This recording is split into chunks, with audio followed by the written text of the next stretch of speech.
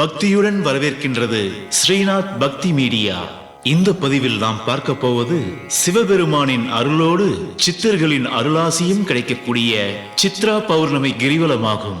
தமிழாண்டின் முதல் மாதமான சித்திரையில் வரும் பௌர்ணமி சித்ரா பௌர்ணமி. இந்த சித்திரை மாதத்தில் உச்சம் பெறுபவர் சூரியன். அதேபோல் அந்த மாத பௌர்ணமியில் அன்று முழுமதியாக திகழ்பவர் சந்திரன்.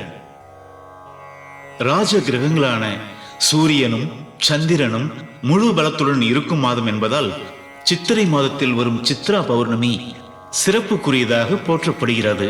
12 மாதங்களில் வரும் பௌர்ணமிகளில் சித்ரா பௌர்ணமி முக்கியத்துவம் வாய்ந்ததாக கருதப்படுகிறது.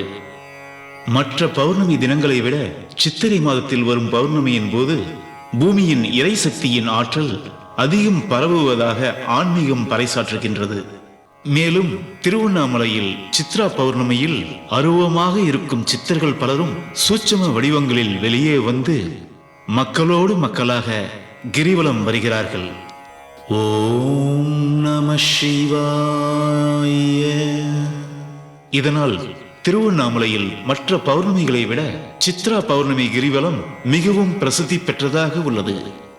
ஆம், சித்ரா பௌர்ணமி கிரிவலத்தில் சித்தர்களின் பரிபூர்ண ஆசியும் கிடைக்கும்.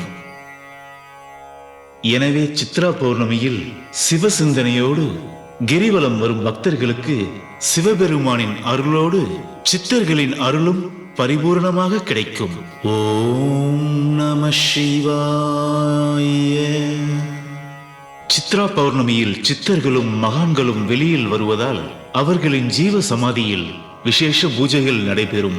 அன்று சித்தர்களின் சமாதிக்கு சென்று மனதை ஒருமுகப்படுத்தி சித்தர்களை நினைத்து தியானம் செய்தால் ஏதோ ஒரு வடிவில் சித்தர்கள் நமக்கு காட்சி கொடுத்து அருளாசி புரிவார்கள்.